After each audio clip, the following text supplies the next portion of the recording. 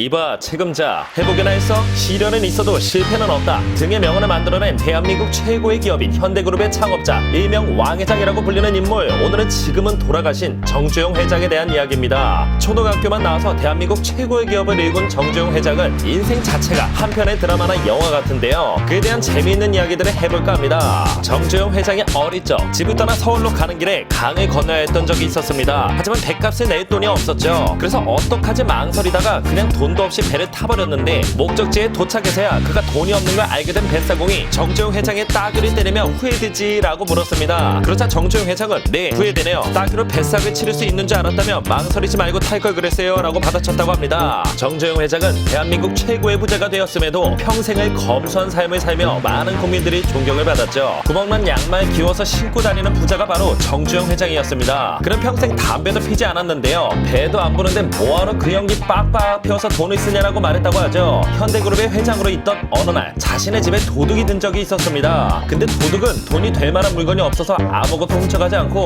에이 왕회장 집이 뭐 이래? 라고 말하고 그냥 가버렸다고 하죠. 그렇지만 건강에 관해서는 돈을 아끼지 않았다고 하는데요. 그는 건강을 위해 평소에 산삼을 즐겨 먹었다고 합니다. 1980년 강원도 인제에서 600년 넘은 1m 30cm의 천연 산삼이 나왔다는 말에 얼른 그곳으로 찾아가 거금 7,800만 원을 주고 산삼을 샀고 그 자리에서 전부 먹었다고 하죠. 그가 현대그룹을 하기 전에 자동차 수리 공장을 한 적이 있는데 공장이 화재로 다 타버리는 일이 일어났습니다. 잠시 외출했다가 돌아와 보니 자신의 전 자산이었던 공장에 불타고 있는 것을 본 정주영은 깊은 탄식이 나왔지만 곧 마음을 가다듬고 직원들에게 야 괜찮아, 어차피 건물이 낡아서 헐어버리려고 했으니 철급이 굳은 셈이지, 자 기운 차리고 막걸리 파티나 하자고 라고 말했다고 합니다. 그리고 나서 오용근이라는 사람을 찾아갔는데 그는 예전에 정주영 회장이 쌀가게를 할 때 알게 된 후원인이었죠. 또한 오용근은 사람 보는 눈이 좋아 돈을 빌려주고 떼인 적이 없는 사람이었습니다. 그런데 그에게 빌린 돈으로 만든 공장의 불로 다 타버리자 정주영 회장은 그를 다시 찾아가 여기서 내게 빌려준 돈을 떼이면 당신의 1억에도 흠이 생기지만 돈을 더 빌려주면 그 돈으로 또 재기해서 갚아주겠다라고 말했죠. 이 말에 후원인인 오용근도 돈을 떼인 적이 없는 기록이 깨지는 것을 막기 위해서라도 돈을 더 빌려줬고 정주영 회장은 훗날 약속대로 모든 돈을 다 갚았다고 합니다.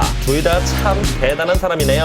그는 훗날 현대토건사라는 건설 회사를 차렸습니다. 어느 날 미국의 아이젠하워 대통령이 한국에 방문을 하는 일정이 잡혔는데 그때 유엔 뮤지에서 행사를 하게 되었죠. 그래서 미군에서는 유엔 뮤지에 잔디 심는 일을 맡기려고 했는데 그때가 한겨울이다 보니 잔디를 구하지 못했고 어떤 업체도 그 일을 맡지 않았습니다. 그러나 정주영 회장은 그 일을 받아들였고 트럭 30여 대를 동원해 초록색 보리싹을 사다가 유엔 묘지에 심었고 행사를 무사히 마쳤죠. 이후 겨울이 지나자 보리를 전부 뽑은 뒤 다시 잔디를 심어 마무리했습니다.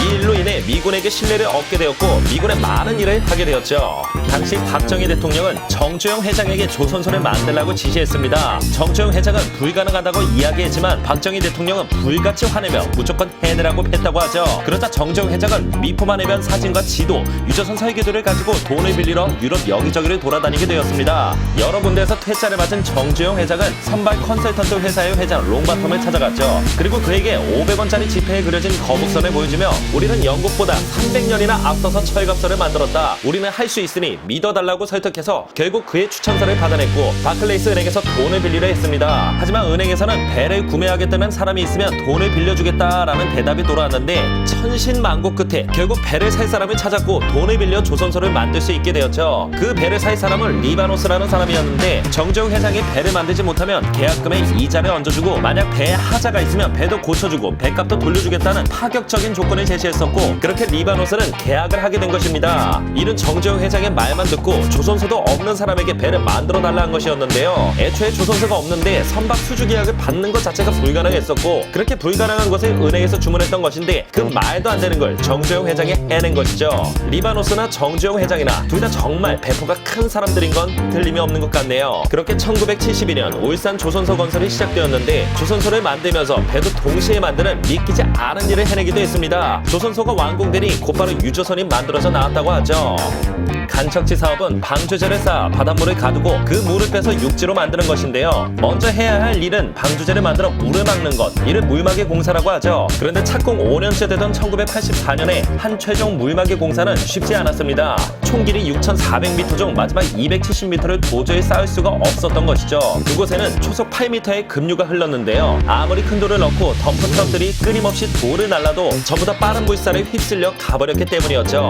그때 정주영 회장은 23만 톤급 폐유조선을 그곳에 가라앉혀서 두구로 이용하자는 의견을 냈고 결과는 대성공이었습니다. 그렇게 골치를 썩히던 물막의 공사는 이틀 만에 끝이 나버렸죠. 이 폐유조선 공법으로 인해 공사비를 290억 원이나 절감하기도 했습니다. 이후 이 공법은 정주영 공법으로 불리며 미국 타임즈에도 소개되었고 영국에서는 템즈강 하류 방주제 공사를 맡은 회사에서 유조선 공법에 대해 문의를 해온 적도 있다고 하죠. 이 공법은 나중에 방조제 막바지 공사를 할 때나 홍수 시 긴급하게 제방을 만들 때도 유용하게 사용되었습니다. 당시 중동에는 오일 쇼크로 인해 전 세계 많은 돈이 엄청나게 몰려 있었습니다. 그래서 한국의 건설사들도 중동 시장에 진출했는데 현대건설이 선두에 있었죠. 중동의 여러 공사들에 입찰해서 다른 나라 건설사들은 합리적인 가격은 100만 달러를 입찰할 때 현대건설은 30에서 40만 달러를 입찰하는 방식으로 수많은 공사를 따냈습니다. 정주영 회장은 공사비를 아끼고 공사 기간도 단축하기 위해 한국에서 모든 기자재들을 준비해 바지선에 실은 뒤 중동으로 옮기기로 했죠. 하지만 태풍이 잦은 바다인 필리핀 해협이나 인도양, 걸프만 등에서 자재를 실은 바지선이 난파될 가능성은 농후했지만 결국에 이 계획은 성공하게 되었고 모든 공사들은 잘 마무리할 수 있었죠. 만약 이때 자재를 실은 배가 태풍에 휘말리거나 무슨 큰일이 발생했다면 현재의 현대그룹은 존재하지 않았을 수도 있겠네요. 여담으로 아내인 변중성 여사 또한 정말 대단한 분이신데요. 그녀는 조용한 내조로 유명하죠. 그러한 내조의 방식 또한 며느리들에게 전수하는데요. 며느리들에게 남의 눈에 띄는 행동을 하지 마라 라고 가르쳤다고 하죠. 변중성 여사 역시 정주영 회장과 닮았는지 결혼 이후에도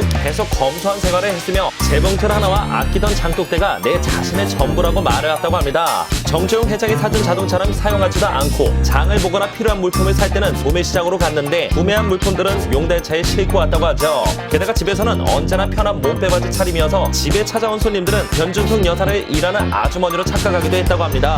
장남 정몽필 사망과 관련된 일화를 보며 변준석 여사는 정말 대단한 인물임을 알 수 있는데요. 그녀가 시집 왔을 때 이미 장남 정몽필이 있었다고 합니다. 정주영 회장과 변중석 여사의 사이에서 난 자식은 차남 정몽구부터 장녀 정경희까지 4명이었고 또한 오남 정몽원부터 삼녀 정정임까지 6명의 자식은 모두 외부에서 데리고 온 자식들이었는데요. 자식들의 생모가 각자 다르지만 태어나자마자 모두 호적에 올려주었고 첩의 자식으로서 차별도 일체 없었고 서름 또한 전혀 받지 않게 키웠다고 합니다. 그런데 조용한 성격의 변준석 여사가 정주영 회장을 향해 소리를 지른 적이 딱 한 번 있었는데요. 장남 정몽필의 사망 소식이 전해진 날 정주영 회장은 바로 집으로 달려오지 않고 모든 업무를 마치고 집으로 돌아왔다고 하죠. 아들의 사망 소식을 듣고 통곡 중인 변준석 여사는 뒤늦게 집에 돌아오는 정주영 회장을 보자마자 사업하느라 애들 다 죽인다 라며 소리쳤다고 합니다. 자신이 직접 낳은 자식이 아니었지만 첫째 정몽필을 집안의 진정한 장남이자 자식으로 여겼던 것이죠. 정주영 회장이나 아내 변준석 여사 둘 다 정말 대단한 인물이었던 것임에는 틀림이 없어 보입니다. 현대그룹의 창업주, 대한민국의 경제를 일으킨 1세대 기업가 정주영 회장에 대한 이야기였습니다. 여기까지 봐주셔서 감사합니다. 구독과 좋아요 꾹 눌러주시기 바랍니다.